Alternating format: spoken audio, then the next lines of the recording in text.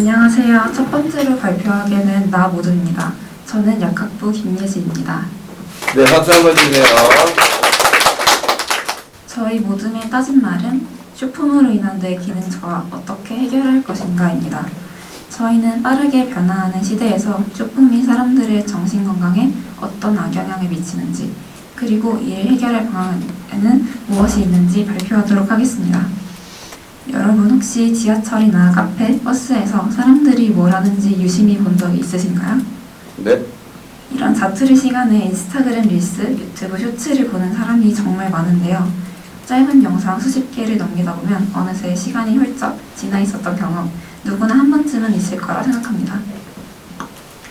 2016년에 9월 설립된 틱톡을 시작으로 2020년 8월에 출시된 인스타그램 릴스, 2021년 12월에 출시된 유튜브 쇼츠까지 쇼폼 콘텐츠는 선풍적인 인기를 끌고 있습니다. 자, 와 해주세요. 사람들의 쇼폼 콘텐츠 선호도가 날로 증가함에 따라서 기존의 롱폼 콘텐츠에서 벗어난 쇼폼 드라마가 등장하기도 했고요. 그리고 초등생의 88.9%가 쇼폼을 본다는 기사도 찾아볼 수 있었습니다. 이처럼 쇼폼은 폭발적으로 확산되고 있다는 것을 알 수 있습니다. 자, 오 한번 해주시죠. 문제 상황은 쇼폼 콘텐츠의 폭발적 확산. 네, 좋습니다. 그래서 저희가 여기서 집중한 것은 쇼폼 콘텐츠가 단순한 유행이 아니라는 것입니다. 이제 저희 일상 속에 녹아든 콘텐츠가 되어서 2020년대 출생한 아이들은 태어날 때부터 스마트폰을 쥐고 자라고 성인인 저희도 제어하기 힘든 스마트폰의 쇼폼 사용을 2020년대의 아이들은 더 심각하게 중독 상태로 빠질 수 있다는 생각이 들었습니다. 오 해주세요. 중독.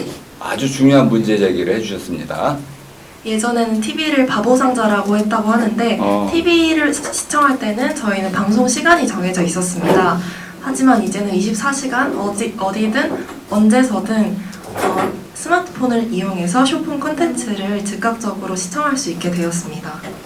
그래서 우리의 뇌는 짧고 강한 자극만을 추구하게 되고 현실의 느린 자극에는 잘 반응을 하지 않게 됩니다. 이처럼 펑펑 튀는 강한 자극만을 추구하게 되는 현상을 팝콘 브레인이라고 하는데요. 자, 오 해주세요. 팝콘 브레인이라는 어떤 진단이 나왔습니다. 쇼폼이 우리의 뇌 구조를 바꿔서 우리가 책 한 권, 영화 한 편조차 끝까지 보기 힘들어진다는 것입니다. 이러한 세태를 반영해서 지난해 12월 옥스포드 영어 사전을 출간하는 옥스포드 랭귀지에서는 올해의 단어로 뇌썩음이라는 단어를 선정하기도 했습니다. 뇌가 썩는다고요? 네. 뇌썩음은 1854년 미국의 자연주의 철학자 헨리 데이비드 소로라는 사람이 복잡한 사고를 하고 싶지 않아 하는 당대의 세태를 비판하기 위해서 그의 저서 월든에서 처음 사용한 단어입니다. 최근에는 SNS나 유튜브를 과하게 시청해서 그 정신적 상태가 낮아진 상태를 일컫는 단어로 쓰이고 있습니다. 네, 오 해주세요. 뇌가 썩는다. 끔찍하군요. 이처럼 쇼폼 콘텐츠는 우리 일상에 깊숙이 들어와 있고 우리의 뇌에 안 좋은 영향을 미치는데요. 저희는 쇼폼 콘텐츠가 실제로 뇌 기능, 특히 기억력에 영향을 미치는지 직접 간단한 실험을 해보기로 했습니다. 실험 대상은 저희 조원 4명이었고 실험 방법은 다음과 같습니다. 먼저 쇼폼 콘텐츠를 시청하지 않은 상태에서 기억력 테스트를 진행했고 그 후 틱톡, 유튜브 쇼츠 등 쇼폼 콘텐츠를 10분간 집중적으로 시청한 뒤 같은 유형의 테스트를 다시 실시했습니다. 측정 지표는 정답률과 소요 시간이었고요. 저희가 사용한 테스트는 메타마인드 교육에서 제공하는 온라인 기억력 검사입니다. 10개의 문장을 읽고 그 다음 그 내용을 얼마나 빨리 정확히 기억하는지를 측정하는 방식입니다. 자, 오 해주세요. 실험을 직접 설계해서 해주셨군요. 저희 시험 영상 시청하도록 하겠습니다.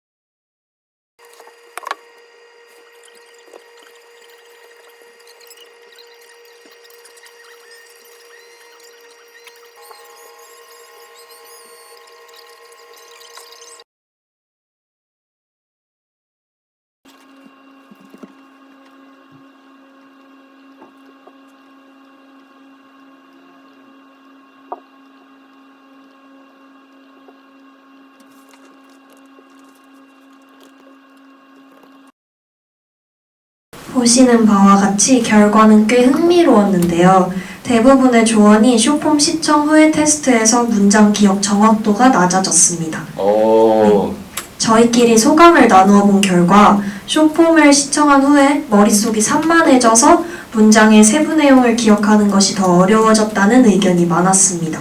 문장의 길이도 한번 어느 정도 길이였는지 설명을 좀 해주시면. 길이는 다양했는데요. 네. 문장 전체를 외우는 게 아니라 네. 그 중에서 예를 들어서 뭐 밥을 2공기 먹었다라고 하면은 2공기라는 키워드를 기억하는 식으로 진행했습니다. 네, 이해가 됐습니다. 네. 측정한 지표를 중심으로 세부적인 실험 결과를 살펴보면 모든 조언이 정답률이 거의 40점씩 떨어졌고 소요 시간은 쇼폼 시청 후에 대체적으로 길어졌습니다. 네. 물론 저희가 4명이라서 표본이 적고 정식적인 연구는 아니라고 할 수 있지만 쇼폼 시청 직후에 단기 기억력이 떨어질 수 있다는 가능성을 확인할 수 있다는 점에서 의미가 있다고 생각합니다. 네, 박수 한번 주세요. 저희가 실험을 통해 느낀 것은 쇼폼으로 인한 문제가 단순히 감정이나 기분의 문제는 아니라는 것입니다. 실제로 우리의 인지 능력, 특히 기억력과 집중력에 직접적인 영향을 줄 수 있다는 점에서 이 문제는 결코 가볍게 넘어갈 수 없습니다. 이처럼 쇼폼 콘텐츠의 과잉 소비는 단순한 여가 활동을 넘어서 실제로 우리의 기억력과 인지 기능에 영향을 줄 수 있다는 점에서 많은 우려가 큽니다. 그렇다면 이제 질문을 바꿔보겠습니다. 우리가 쇼폼 콘텐츠에 끌리는 근본적인 이유는 무엇일까요? 그리고 쇼폼 콘텐츠를 끊을 수 없는 이유는 무엇일까요? 우선 우리가 쇼폼을 소비하는 이유는 사실 재미보다는 현실 회피에 있는 경우가 많습니다. 오 한번 해주세요. 의외의 진단 결과가 나왔습니다. 하루가 고되고 업무나 과제가 부담스러울 때 우리는 간편하고 아무 생각 없이 소비할 수 있는 쇼폼 콘텐츠를 선택하게 됩니다. 이것은 일종의 디지털 도피이자 회피 기제라고 할 수 있습니다. 아하.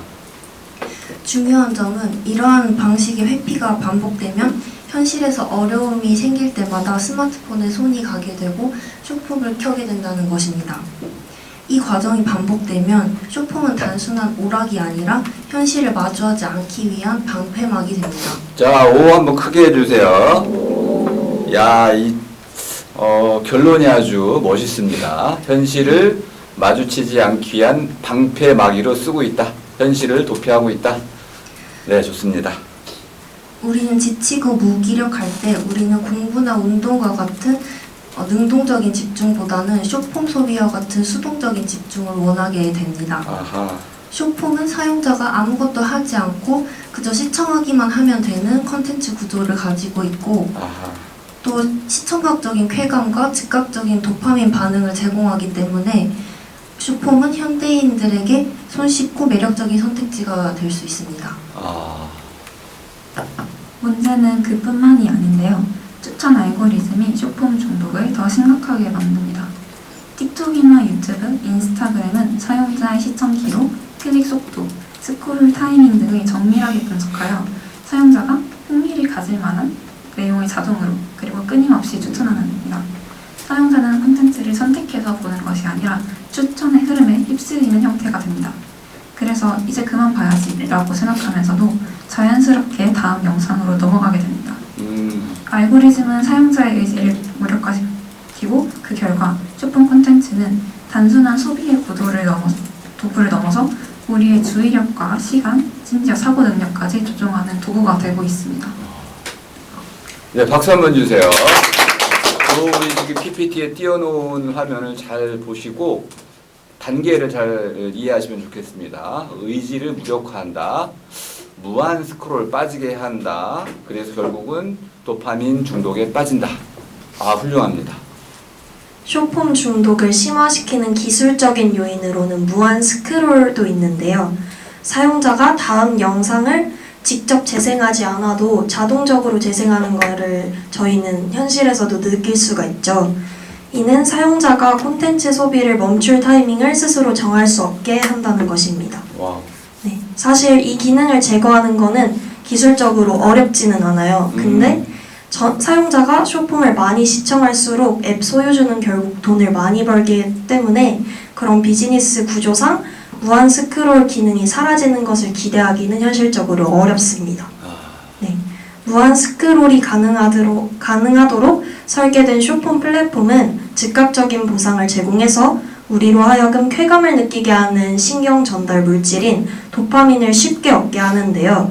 이렇게 우리가 쇼폼을 자주 보고 도파민이 계속 분비가 되다 보면은 우리의 뇌가 어떻게 해야 더 많은 쾌감을 얻을 수 있는지 학습해서 도파민 분비를 유발하는 행동이나 물질, 자극에 중독되는 이른바 도파민 중독 현상이 나타나게 됩니다. 자, O 해주세요. 우리 좀 화면이 자꾸 내려가니까 따라가는 것 같아. 좋습니다. 쇼폼 콘텐츠가 우리의 뇌 기능을 저하시킨다는 내용의 논문을 2개 찾아볼 수 있었습니다. 아하. 첫 번째 논문에서는 한국의 19세에서 24세 대학생 44명을 중독 집단과 비중독 집단으로 나눠서 아이 트래킹을 기반으로 쇼폼 영상을 시청하게 하고 선택적 주의력을 검사하기 위해 주로 쓰이는 검사인 트루 테스트를 수행하게 하는 실험을 진행했는데요. 실험 결과 중독 그룹은 비중독 그룹과 달리 쇼폼을 시청할 때 쇼폼의 시선을 고정하는 횟수가 증가했지만 고정 시간은 단축되었습니다.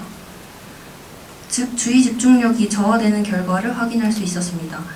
그리고 트루 테스트에서도 반응 시간이 지연되고 정확도가 감소하고 시선 고정 횟수가 증가하고 시선 이동이 많이 나타나는 결과가 나타났습니다. 이 두 결과 모두 쇼폼에 중독되면 주의 집중력과 인지 제어 능력이 현저히 저하될 수 있음을 의미합니다. 두 번째 논문에서는 참가자에게 선호하는 쇼폼 영상을 시청하게 해서 실시간 fMRI, 그러니까 이거는 기능 자기 공명 영상법인데요. 비싼 실험이네. 네. 저희가 하지는 못했지만 네. 혈류와 관련된 변화를 감지해서 뇌 활동을 측정하는 기술이에요. 네. 뇌의 어떤 부위가 사용될 때 그 영역으로 가는 혈류의 양도 증가하게 된다라는 사실을 이용해서 어떤 부위의 신경이 활성화되었는지를 측정하는 기술입니다. 네. 뇌 활동을 측정하는 방식의 실험을 진행을 했는데요. 근데 쇼폼 영상 시청 중에는 편도체 활동이 증가해서 감정 중심 신경 반응은 우세해지지만 전전두엽 기능은 떨어져서 반성적 사고와 자기 제어 기능은 일시적으로 비활성화돼서 억압된다는 결과가 나타났습니다. 자, O 한번 크게 해주세요. 편도체는 주로 감정 중추니까 감정 활동은 활발히 일어나지만은 생각의 중추인 전전두엽은 좀 비활성화 상태가 돼가지고 좀 편향되구나 이렇게 알 수 있었습니다. 네, 감사합니다. 이는 쇼폼을 시청하면 우리가 즉각적인 자극에 집중하게 되면서 깊은 사고와 자기 통제를 잘 하지 못하게 된다는 신경과학적 증거가 됩니다. O 한번 해주세요. 증거가 확실합니다. 다음으로는 저희는 쇼폼 중독을 심화시키는 구조적인 요인에 대해 알아보았습니다. 네. 바로 소비자와 생산자 모두에게 쇼폼 콘텐츠가 점점 더 편한 선택이 되고 있다는 점입니다. 단순히 취향이나 유행의 문제가 아니라 저희 산업 구조 자체가 쇼폼 중심으로 재편되고 있구나를 알게 되었습니다. 자, O 한번 해주세요. 중요한 지적을 또 해주셨군요. 네, 먼저 소비자 입장에서 보게 되어도 사람들은 점점 더 긴 컨텐츠에 집중하지 못하고 있습니다. 네. 그 결과 자연스럽게 짧고 빠른 정보를 더 선호하는 방향으로 컨텐츠 소비 습관이 변화했습니다. 동시에 컨텐츠 제작자, 즉 생산자 입장에서는 쇼폼이 훨씬 제작이 쉽고 비용 대비 효율이 뛰어난 선택지가 됩니다. 짧은 영상 하나로 이제 수십만 뷰를 얻을 수 있고 대본 촬영, 편집 등 모두 짧은 시간에 끝낼 수 있기 때문입니다. 특히 1인 미디어나 소규모 크리에이터들에게 쇼폼은 진입 장벽이 낮습니다. 이렇게 매력적인 쇼폼 컨텐츠를 저희 산업 구조체에서도 중심적인 컨텐츠로 끌고 가고 있기 때문에 단순한 유행이 아니라 산업 구조적 문제에도 포함이 되어 있다는 것을 이야기하고 싶었습니다. 네, O 해주세요. 엄청나게 중요한 지적을 해주셨습니다. 지금까지 쇼폼에 중독될 수밖에 없는 환경의 심리적, 뇌과학적, 기술적, 그리고 구조적 측면에서 살펴보았습니다. 자, 13분 정도 남았습니다. 중독에 관여하는 요인이 다양한 만큼 우리는 쇼폼 중독을 해결하기 위해서 쇼폼을 끊기와 같은 단순한 방법이 아니라 해결 방안에 있어서 자기 통제, 기술적 지원, 구조적 변화 등 다각적인 접근을 시도해야 합니다. 이제부터는 쇼폼 콘텐츠 과잉 소비를 해결할 수 있는 방안에 대해 얘기해 보겠습니다. 저희는 이 해결책을 개인적 저항과 사회적 차원으로 나누어 살펴보겠습니다. 아하. 우선 저는 개인적인 해결책으로 한 가지 방법을 제안드리고 싶습니다. 그건 바로 쇼폼 콘텐츠에 길들여진 뇌를 만족 지연을 통해 재훈련하는 것입니다. 쇼폼 콘텐츠는 몇 초 만에 강한 자극을 주기 때문에 우리 뇌는 즉시 보상이 주어지는 상황에 길들여지게 됩니다. 하지만 이런 보상 구조는 점점 더 강한 자극만을 추구하게 만들고 결국 우리가 어떤 자극에도 큰 흥미를 느끼지 못하는 상태에 도달하게 합니다. 이 악순환을 끊기 위해서는 뇌가 기다려야 얻을 수 있는 보상에 다시 익숙해질 필요가 있습니다. 이를 위해 저는 스스로 보상 체계를 설계하고 이를 의식적으로 훈련하는 방식을 추천하고 싶습니다. 예를 들어서 1시간 동안 공부를 하거나 책을 읽었으면 10분 동안 산책을 하거나 음악을 듣는 식으로 휴식을 취하는 것입니다. 네, 오 한번 해주세요. 아, 만족 지연이라는 것을 습관화하자. 1시간 공부 열심히 했을 때는 쉬자. 자기를 즐겁게 해주자. 이런 뜻입니다. 네. 아, 좋습니다. 여기서 중요한 것은 일정 시간 집중한 뒤에만 보상이 주어진다는 원칙을 뇌에 다시 학습시키는 것입니다. 이런 방식은 단순한 시간 관리 이상의 의미를 갖는다고 생각합니다. 네. 왜냐하면 뇌의 보상 시스템을 다시 세우고 자기 조절력을 강화하는 데 아하. 도움이 될 수 있다고 생각하기 때문입니다. 이러한 훈련이 반복되면 점차 쇼폼 콘텐츠가 주는 즉각적인 쾌락에서 벗어나서 더 깊이 있는 활동에서도 성취감을 느낄 수 있는 상태에 도달할 수 있을 것이라고 생각합니다. 자, 오 한번 크게 해주세요. 아, 이건 충분히 할 수 있는 해결책인 것 같습니다. 또 다른 해결책에 대해서도 얘기하고 싶은데요. 발표 도입부에서 쇼폼을 탐닉하는 것은 증상일 뿐, 쇼 중독의 진짜 원인은 현실에 대한 불만족이라는 의견을 말씀드렸습니다. 네. 쇼폼 중독의 본질은 현실 회피에 있다고 말씀드렸죠. 이 관점에서 보면 우리가 진짜 해결해야 할 문제는 쇼폼이 아니라 현실 자체에 대한 불만족감입니다. 아, 공부가 어렵거나 인간관계가 어려울 때 쇼폼에 몰두하는 것은 몸이 아픈데 적절한 약을 먹지 않고 타이레놀만 잔뜩 먹는 것과 같습니다. 그래서 저희는 해결책으로 현실을 직면하고 자신의 삶을 조금씩 통제해보려는 태도를 기를 것을 제안합니다. 지금 내 삶에서 무엇이 불만족스러운지, 어떤 부분이 힘든지를 먼저 인식하고 그걸 바꾸기 위해 아주 작고 구체적인 실천부터 해보는 것입니다. 예를 들어 아침에 일어나자마자 휴대폰을 켜는 대신 창문을 열고 5분간 스트레칭을 해본다거나 하루에 딱 15분만이라도 자기 감정을 정리하는 글을 써보는 식입니다. 이것을 단순히 쇼폼을 덜 보겠다는 절제의 문제가 아니라 삶의 주도권을 다시 자신에게로 돌려주는 과정이라고 생각합니다. 네. 굳이 쇼폼을 도피하지 않아도 되는 삶의 형태를 만들어가는 것이 진짜 해결책이라고 생각합니다. 물론 우리가 쇼폼을 과도하게 소비하는 근본적인 이유 중 하나가 현실에 대한 불만족이라는 점은 부정하기 어렵습니다. 네. 하지만 그렇다고 해서 현실을 개선할 때까지 쇼폼을 계속 봐도 된다는 뜻은 아닙니다. 오히려 쇼폼 콘텐츠에서 잠시라도 벗어나서 자신의 내면을 다시 들여다보는 시간이 필요하다고 생각합니다. 이러한 이유로 쇼폼의 중독의 해결책으로 디지털 디톡스를 제안합니다. 자, 오 한번 해주세요. 아, 독성이 있는데 독성을 좀 빼내자, 제거하자 이런 뜻입니다. 디지털 디톡스란 단순한 사용 중단이 아니라 디지털 자극에 과도하게 반응하는 뇌와 일상을 재조정하고 회복하기 위한 시도입니다. 저희 조에서 구체적인 실천 전략을 한번 짜보았는데요. 네. 아침 기상 후에 1시간 동안 스마트폰 사용하지 않기. 그리고 공부와 독서를 할 때는 휴대폰을 잠가주는 어플 사용하기. 하루 중 일정 시간을 디지털 기기 없는 활동에 할당해 놓기 등입니다. 결국 디지털 디톡스는 쇼폼 콘텐츠를 단순히 끊는 전략이 아니라 쇼폼에 기대지 않고도 살아갈 수 있는 나 자신을 되찾는 과정이라고 할 수 있습니다. 따라서 디지털 디톡스는 현실 회피적 쇼폼 소비 패턴에서 벗어날 수 있는 실질적인 해결책이 될 수 있을 것입니다. 네. 네, 지금까지 쇼폼 중독에 빠지지 않기 위한 개인적인 해결책에 대해 알아보았는데요. 개인의 노력이 중요한 것은 분명하지만 개인에게만 절제와 책임을 요구하는 것은 근본적인 해결책이 될 수 없습니다. 그렇죠. 왜냐하면 알고리즘과 플랫폼의 구조가 우리가 쇼폼을 소비하도록 유도하기 때문에 사회적 차원에서도 해결책이 필요하다고 생각했습니다. 사회적으로 이루어져야 할 첫 번째 노력으로는 디지털 리터러시 교육의 강화입니다. 아동과 청소년을 대상으로 쇼폼 컨텐츠가 뇌에 미치는 영향, 중독 메커니즘, 알고리즘의 작동 원리 등을 과학적이고 체계적으로 설명해주는 교육과정이 마련되어야 한다고 생각합니다. 단순히 덜 보자라는 의미의 접근이 아니라 쇼폼이 왜 해롭은지를 스스로 이해하고 통제할 수 있게 돕는 교육을 실시해야 합니다. 전두엽이 아직 발달 중인 아동 청소년기에 쇼폼에 반복적으로 노출되면 주의력 결핍, 감정 기복, 충동성 증가 등의 문제가 쉽게 나타날 수 있으며 이후에는 그 사용 습관을 바꾸는 것도 성인보다 훨씬 어렵게 됩니다. 네.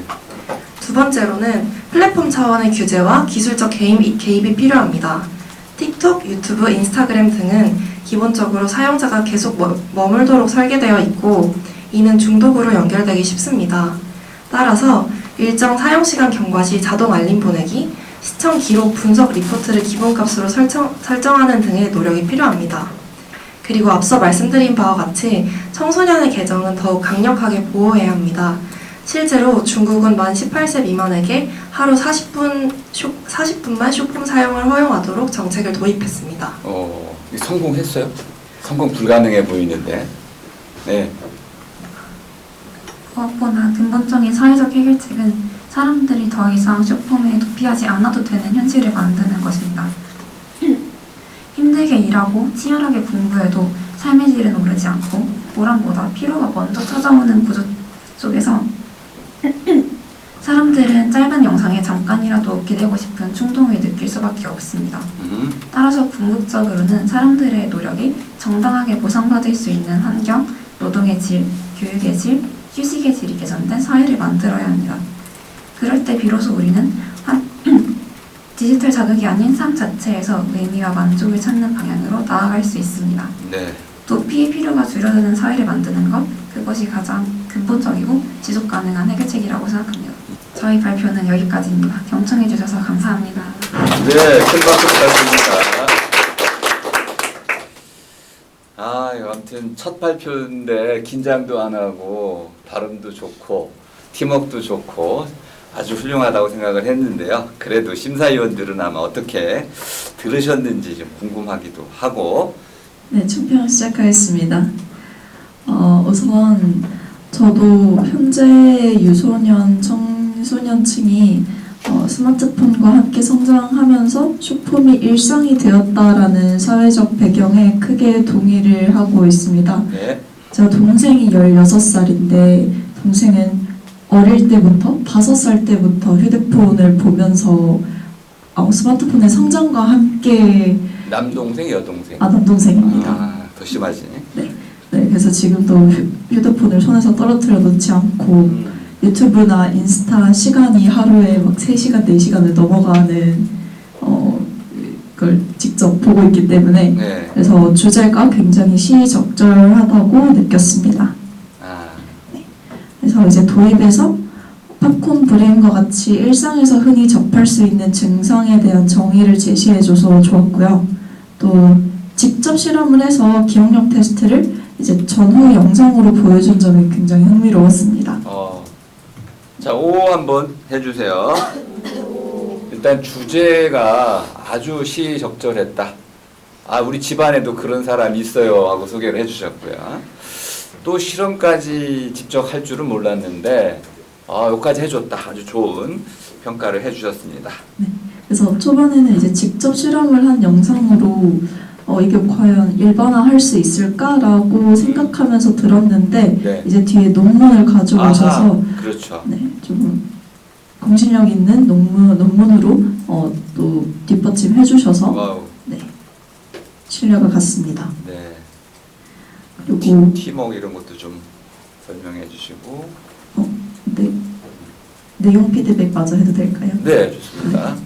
그리고 쇼폼 콘텐츠의 알고리즘과 무한 스크롤이 이제 도파민 발달과 뇌 기능 저하로 이어진다는 그 과학적 설명이 흥미로워서 좀 자세히 들었었는데요. 아하. 네, 저희 좀 뇌과학적 접근으로 쇼폼 중독 현상을 살펴본 점이 인상 깊었습니다. 그렇군요. 네, 그래서 감정과 생각의 뇌 기능이 다르다는 걸 처음 알아서 네, 처음 알게 된 정보를 접해서 또 인상 깊었습니다.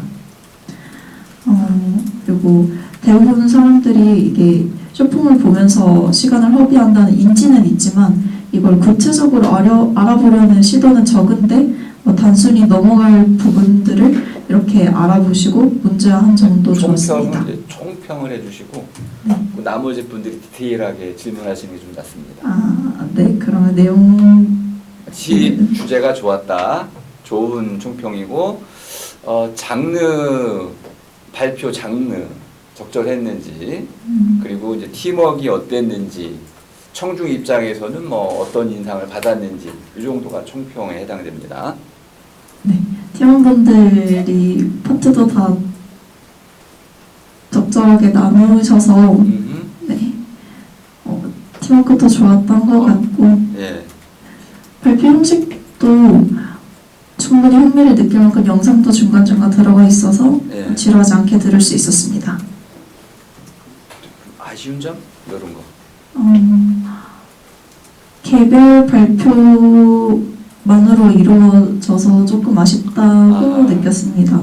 대화라든지 아하. 네, 그런 게 들어갈 수도 갔었으면 좀 더 흥미로울 수도 있었을 것 같습니다. 아, 그렇군요. 네, 이상입니다. 네, 박수 한번 주시고요. 아, 총평을 아주 잘해주시. 자기 소개를 좀 해주시면서. 안녕하세요. 약학부 2학번 최차영입니다. 네, 박수 한번 주시고요. 일단 저도 평소에 뭐 인스타그램 같은 데 들어가서 릴스를 한번 보기 시작하면 한 2-3시간이 훅 가 있어서 이게 평소에도 문제라는 생각을 많이 가지고 있었는데요. 그리고 뭐 친구들이랑 얘기해보면 뭐 많은 사람들이 다른 검색 같은 거를 하려고 핸드폰을 켰다가 뭐 인스타그램이나 릴스에 들어가게 돼가지고 시간이 훅 가 있고 내가 뭘 하려고 핸드폰을 켰지? 이런 어이없는 경험을 한 친구들이 의외로 많았어요.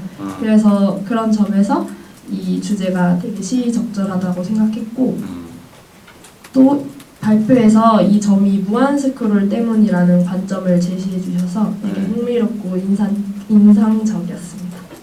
그래서 저도 평소에도 디지털 디톡스를 하려고 되게 많이 시도를 했는데 의지가 좀 자꾸 약해져서 실패한 적이 많았는데요. 예. 그래서 중독으로 인한 뇌 기능 저하를 좀 해결할 방법으로 디지털 디톡스 말고 조금 더 실질적인 방안이 있을지 여쭤보고 싶습니다.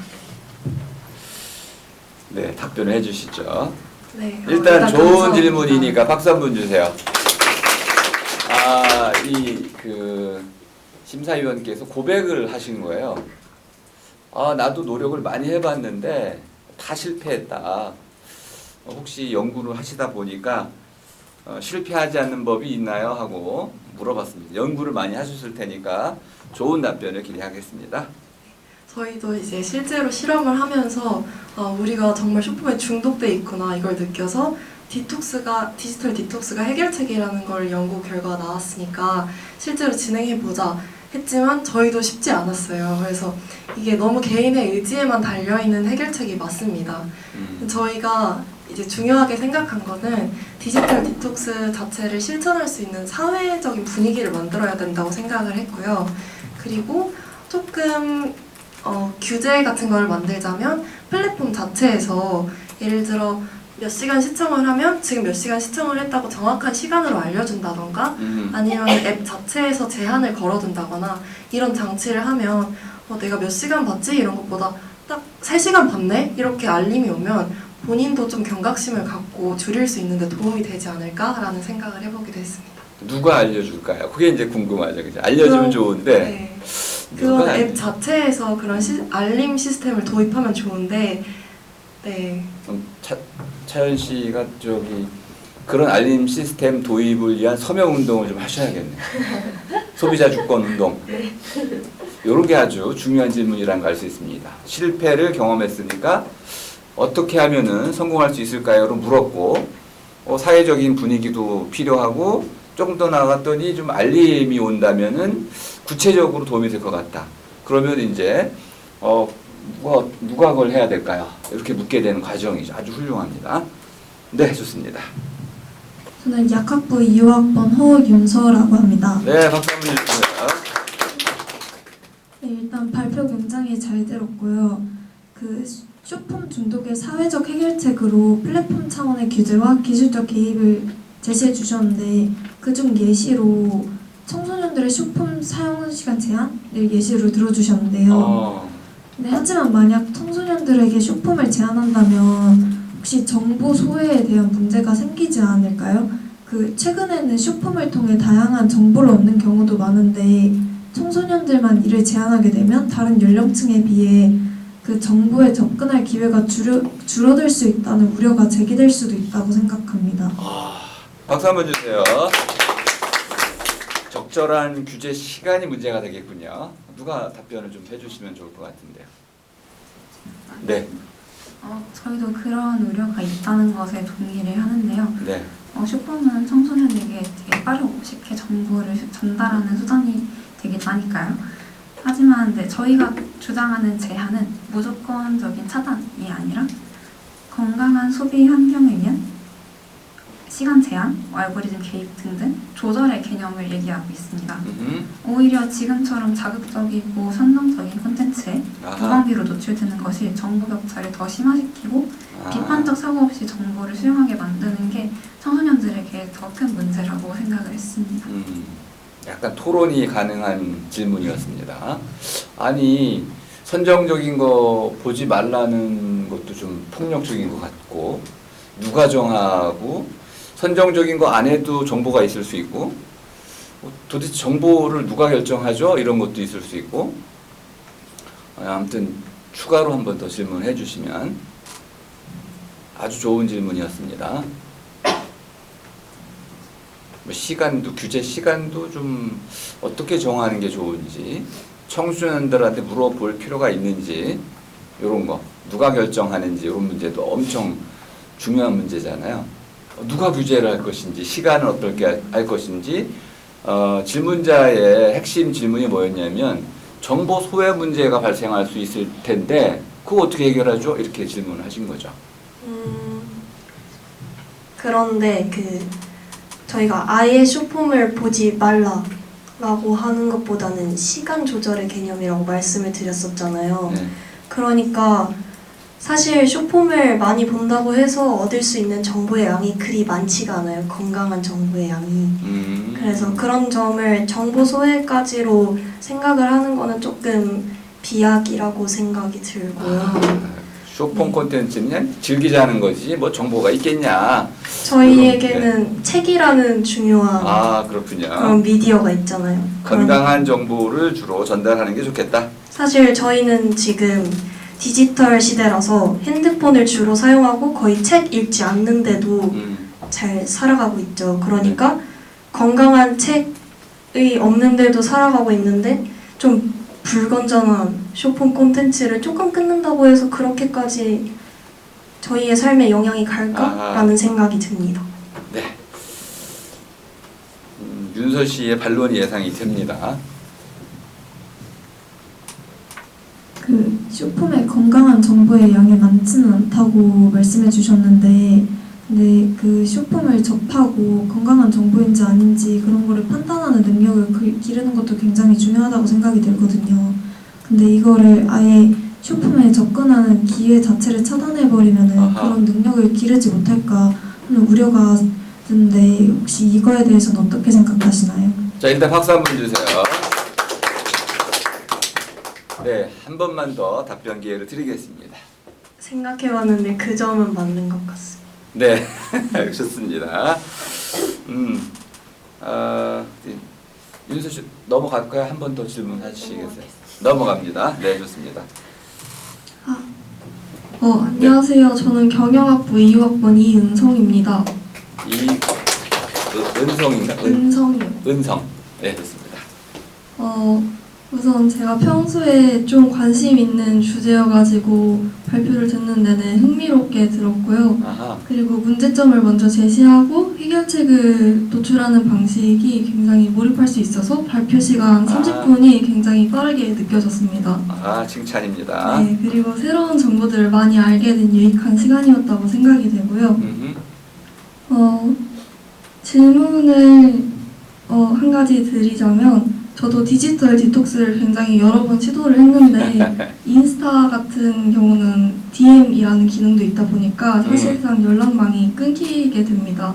그래서 그런 경우를 생각해서 항상 디지털 디톡스를 실패하고 쉽게 접근하기는 어려웠는데 혹시 단기적인 디지털 디톡스도 효과가 있는지 혹은 좀 더 간편한 방법들이 있는지 궁금합니다. 그거 한번 설명을 좀 해보시죠. DM이 끊기기 때문에 계속 접속을 하게 되는 건지. 그 인스타그램에는 DM이라는 카카오톡 같은 기능이 있는데요. 네. 사실 저 말고 다른 분들은 어떨지 모르겠지만 저는 대부분의 친구들과의 연락이 그 인스타그램 안에 있는 DM에서 이루어지게 되는데 인스타그램에는 DM뿐만 아니라 릴스라는 숏폼 또한 기능이 장식되어 있습니다. 네. 그렇기 때문에 제가 DM 연락을 단순히 보러 들어갔다가 릴스에 들어가는 순간 거기에 빠져서 1시간, 2시간 헤어나오지 못하는 경우가 많은데 네. 또 릴스를 그만 보려고 인스타를 삭제하자니 친구들과의 연락이 끊기는 것이 우려되기도 하고 그러한 갈등이 계속 고조되다 보니까 인스타를 지웠다가도 금방 다시 깔게 되는 그러한 현상이 일어나요. 아, 지운 적이 있었어요? 네. 아주 그냥 결단력이 있으신데 허물어졌네. 네, 좋습니다. 답변 한번 받아보겠습니다. 궁금하네요. 디톡스에 지금 질문이 쏟아지고 있습니다. 일단 제가 생각하기에는 저희가 할 수 있는 거는 사실 크지는 않은 것 같아요. 네. 왜냐하면 저희가 인스타그램 앱을 이렇게 만들어달라고 개선해달라고 요구를 한다고 그들이 들어주질 않잖아요. 아하. 그래가지고 일단 인스타그램 DM보다는 카카오톡을 한번 활용해 보시는 것이 어떠신지라고 일단 제안을 드리고 싶고요. 네. 그리고 개인적으로 인스타그램 앱 개선에 조금 바라는 점은 저희가 지금 할 수 있는 거는 아이폰을 쓴다고 하면은 앱 설정에 들어가가지고 그냥 인스타그램 알림을 끄는 게 그 기능은 있거든요. 네. 근데 그 알림을 끄게 되면 DM 알람도 오지를 않아요. 그래서 저분은 DM으로 소통을 하고 싶으신 건데 그걸 할 수가 없는 상황이 되잖아요. 그래서 제가 생각하기에는 인스타그램에서 DM 알람만 볼 수 있는, DM만 볼 수 있는 그런 선택적으로 볼 수 있는 기능을 제공을 해줬으면 좋겠다는 바람이 있습니다. 가능하다고 보세요? 기업은 이익을 가장 우선순위로 두는 곳이기 때문에 불가능하다고 생각합니다. 한 번 더 설명을 해주시죠. 왜 둘이 연결시켜 놨을까요? 연동된 이유가 뭘까요? DM과 릴스. 우선 제가 알기로는 인스타 전에 페이스북이라는 좀 더 많이 활용되고 있던 SNS가 있었는데 네. 그 페이스북에도 페메라는 연락 기능이 있었습니다. 사실 인스타그램은 그 전까지 없었는데 그러한 페메 같은 기능들이 되게 활발하게 이용되고 있다 보니까 좀 더 많은 이용자들을 끌어들이고 아까 말씀하셨듯이 기업의 이익 추구 그런 가치관을 우선시하여서 이제 인스타에도 DM이라는 시스템을 도입하게 된 것 같습니다. 네, 아무튼 한 군데에서 페북은 사실 DM은 처음엔 활성화됐다가 지금은 좀 누그러들고 있어요. 주로 게시 기능을 많이 하고 젊은 세대가 안 오다 보니까 늙은이들은 주로 이제 뭐 광고 이런 건 자기 하고 싶으면 막 쏟아내잖아요. 그러면 이제 중요 인물의 그 게시물 이것들이 쫙 퍼지는 기능만 있고 작은 별로 중요하지 않은 사람들은 게시를 해도 좋아요가 별로 안 눌려져요. 그러니까 이제 DM도 아주 약화되고 있고 기능이 조금 바뀐 반면에 인스타는 젊은 사람들이 많이 쓰다 보니까 카톡과 같은 기능을 계속 유지하고 있는 거죠. 이거는 연령대하고도 관계가 있다고 좀 봐요. 중요한 거는 이 둘을 연결시키는 이상은 떼내기는 어렵다는 거야. 그래서 디톡스를 할 때는 이 둘을 연결을 상수로 놓고 디톡스를 고민하는 게 좋지 않을까. 네, 좋습니다. 좋은 질문이었습니다. 약학부 2학번 이승은이라고 합니다. 네. 저는 앞에 분들이 너무 자세하게 잘 말씀해 주셔서 별로 할 말은 없는데 그래도 안 나왔던 얘기를 좀 해보자면 PPT 자료를 주로 사용을 하셨는데 자료의 배치나 도표나 그림의 활용이 있어서 되게 시각적으로 눈에 잘 들어왔다. 그래서 발표 내용을 좀 더 잘 이해하는 데 도움이 많이 되었다. PPT 누가 만드셨어요? 손 한번. 네, 여기 칭찬 이렇게 해주신 거고. 네. 그리고 제가 저희 조에서는 영상 제작을 담당하고 있는데 여기서도 영상이 쓰였어가지고 네. 혹시 영상 그 BGM이 살짝 있었으면 BGM. 조금 더 집중력을 끌어들일 수 있지 빠라라 설명하는 그 목소리가 들어갔더라면은 훨씬 좋았을 것 같은데 아마 모듬장이 요구를 안 하신 것 같아요. 모듬장이 그 요구를 하면 다 넣었을 텐데 이 정도면 됐어야 하고 컨펌을 해주는 바람에 아마 늘 기회가 없었지 않았나. 요구를 해야 들어갑니다. 네, 자 질문도 해주세요. 1차로 과제 냈던 것 중에 그 디지털 시대 문제 발견 보고서 그거를 하라고 교수님께서 말씀을 주셨잖아요. 그래서 이거는 제가 정한 주제이기는 한데 제가 숏폼이랑 릴스를 여러분들처럼 너무 많이 봐요. 그래서 디지털 시대 하니까 딱 그게 떠올라서 정해서 그렇게 구체적인 동기는 없는 것 같습니다. 네, 박수 한번 주세요. 그리고 네.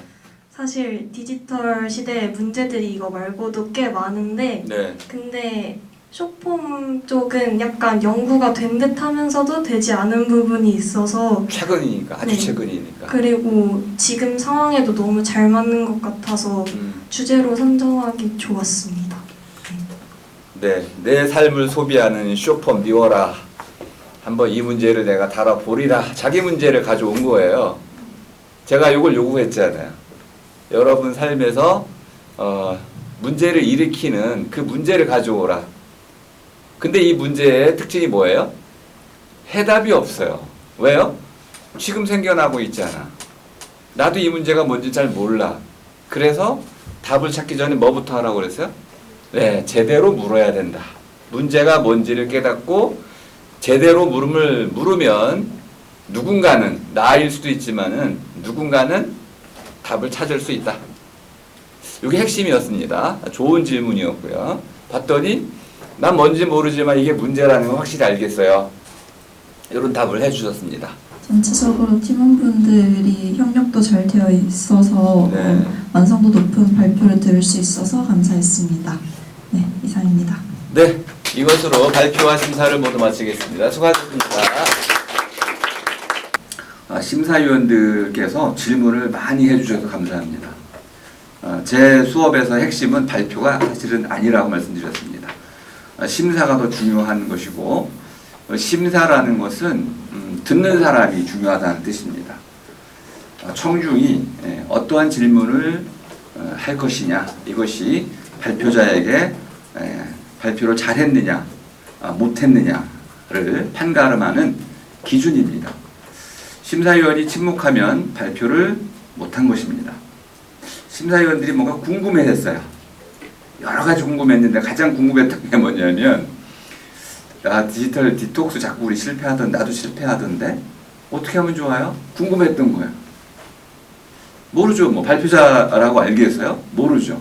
하지만 나보단 좀 알겠죠. 궁금하기 때문에 물었습니다. 그리고 2번, 3번, 4분 이렇게 나왔습니다. 그러면 이 문제의 핵심이 뭐냐면 우리는 현실 회피라는 것보다도 어쨌든 이 문제, 현실 회피보다는 나를 중독에 빠뜨리는 이 어떤 문제를 좀 해결하고 싶다. 가만히 생각해 보니까 난 현실에 집중하고 싶어요. 그런데 이것 때문에 못하는 거죠. 이것도 해야 되니까 뒤에 확인해야죠. 그런데 이거 하다 보니 옆에 좀 재밌는 게 있어서 좀 보다 보니까 아니 잠깐 하고 나가려고 했는데 2시간 걸려들었단 말이죠. 이게 싫었던 거예요. 그런데 이거를 DM까지 포기할 수는 없어가지고 하다 보니까 계속 반복이 돼요. 지겹죠. 그리고 스스로에 대해서 불만스러워요. 아무리 디톡스를 찾아도 결국은 이 DM이라는 것을 내가 끊지 못하는 한은 이 릴즈로부터 또는 쇼폼으로부터 해방될 수는 없겠죠. 그래서 제가 한번 말씀드린 적이 있습니다. 어떻게 해방하느냐? 노동으로 바꿔라. 현실과 이 쇼폼을 분리시키면 우리는 절대 쇼폼을 이길 수 없습니다. 이길 수 있을 것 같아요? 못 이깁니다. 즐거운 것이 우리를 압도하기 때문에 그걸 포기하고 살아갈 수가 없습니다. 반면에 우리의 심리 가운데 가장 중요한 게 뭐냐면 노동은 힘들다요. 노동은 가치를 창출합니다. 건물을 짓죠. 공부를 해내죠. 뭔가 성취를 이뤄냅니다. 보람은 있어요. 근데 과정이 힘들죠. 그래서 노동에 대해서 누구도 즐거워하지 않아요.